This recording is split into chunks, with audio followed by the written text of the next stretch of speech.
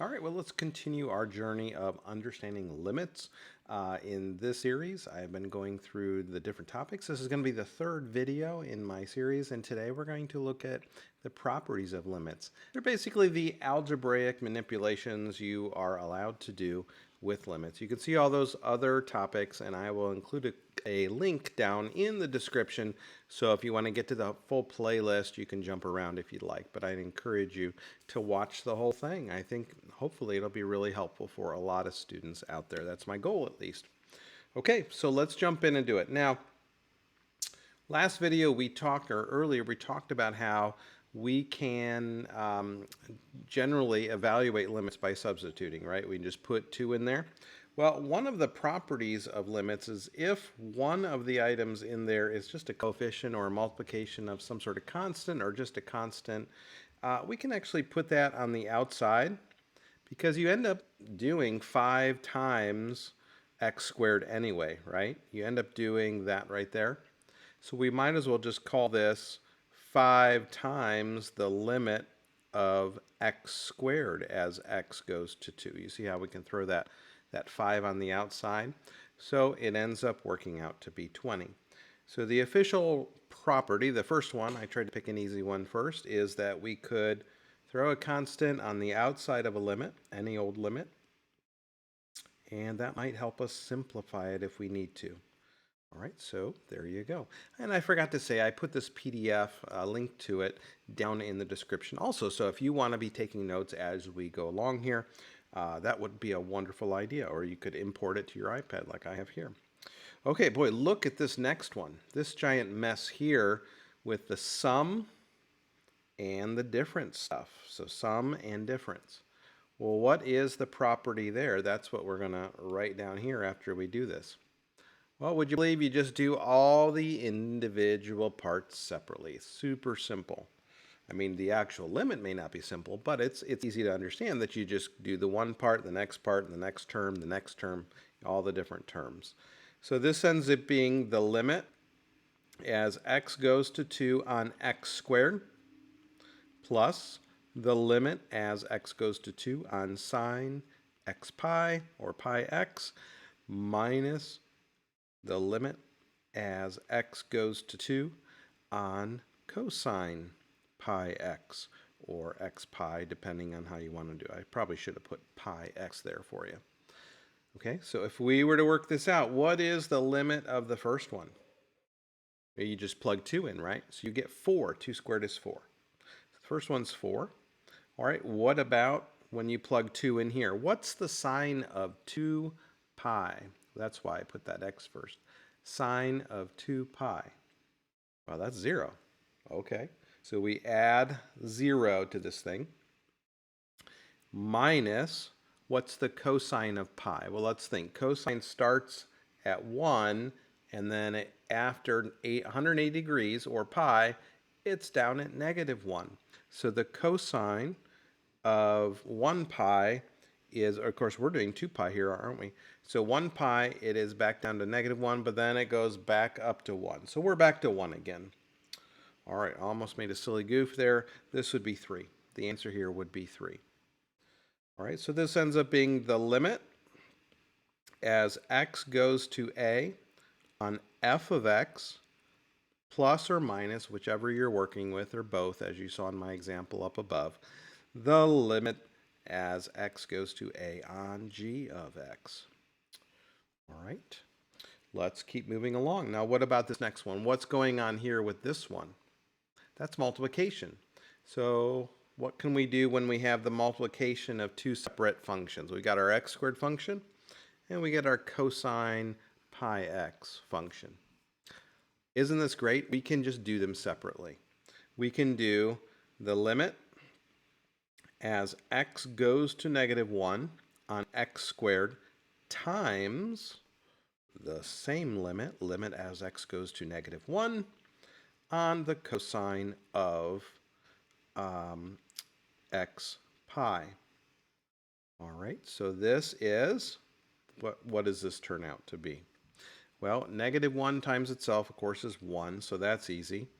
And then what about the cosine of -pi?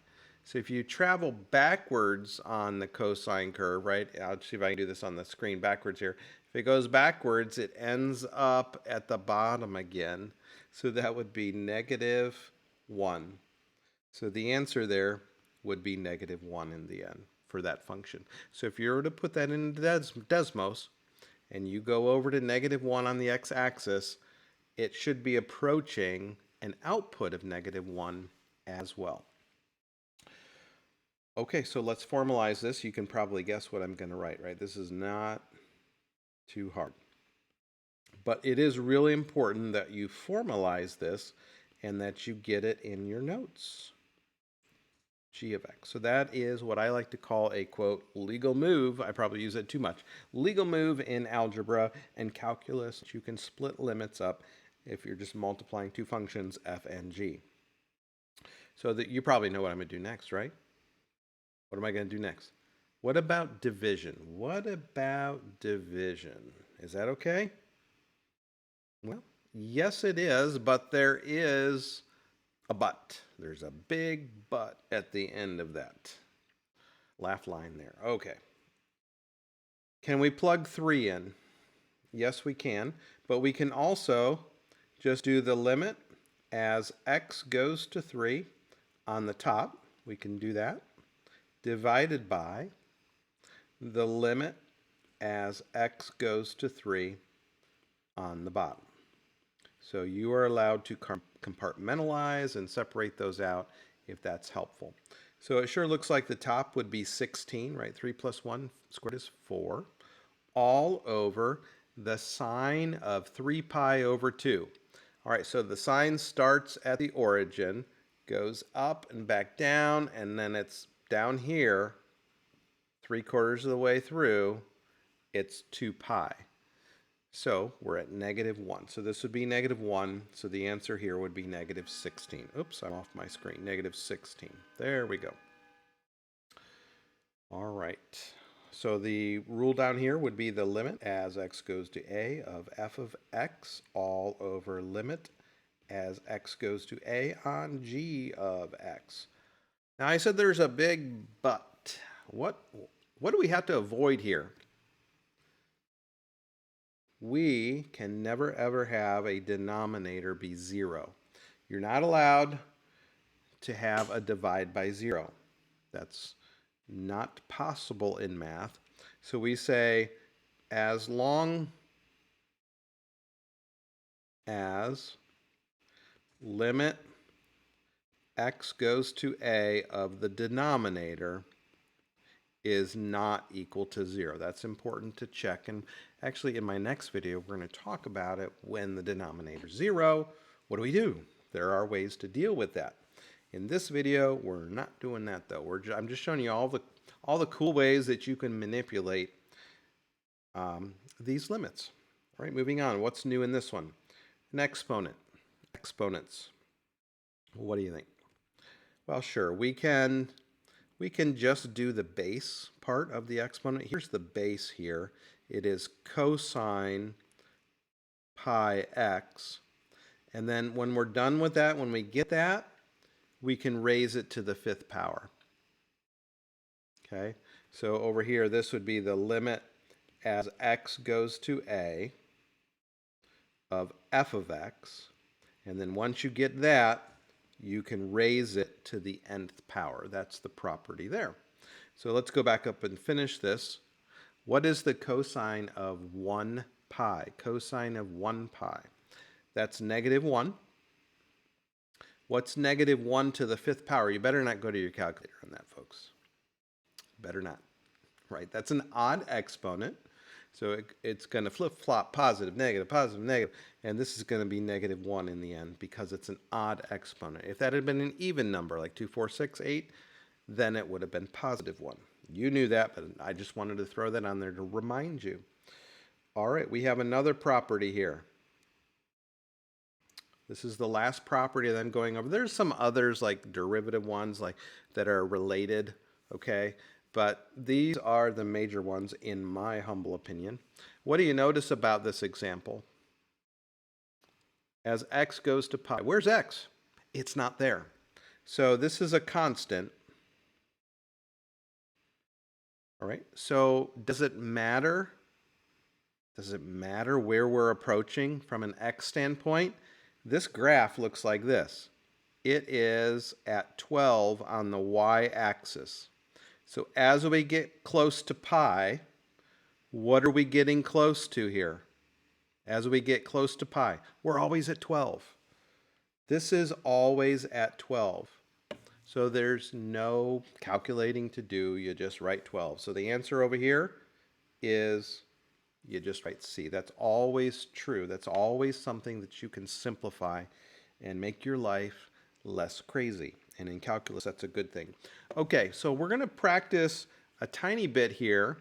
And the reason I want to do this is because this is often on tests, like the AP test or your teacher's test, maybe in the business calculus or regular calculus, honors calculus, AP calculus, where they give you a couple facts. You see how I'm laying out a couple facts. And I want you to notice, first of all, one is function f and one is function g. And notice they both go to the same argument here of 5. They're both approaching x equals 5. So these are the different y values we're going to use down below, and we're going to use our properties. So let me show you the first example here. So the limit as x goes to 5 on 6 times f of x. What are we allowed to do with that 6? We are allowed to bring it to the outside. Okay. And now, what does our fact say up top?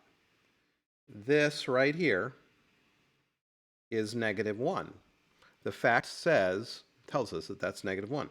So it ends up being -1 times 6 equals -6.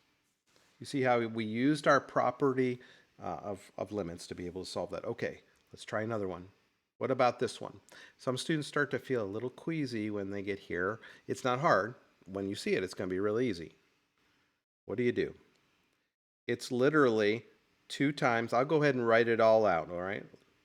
Limit as x goes to 5 on f of x. You see how I threw the 2 on the outside? Now remember our other property?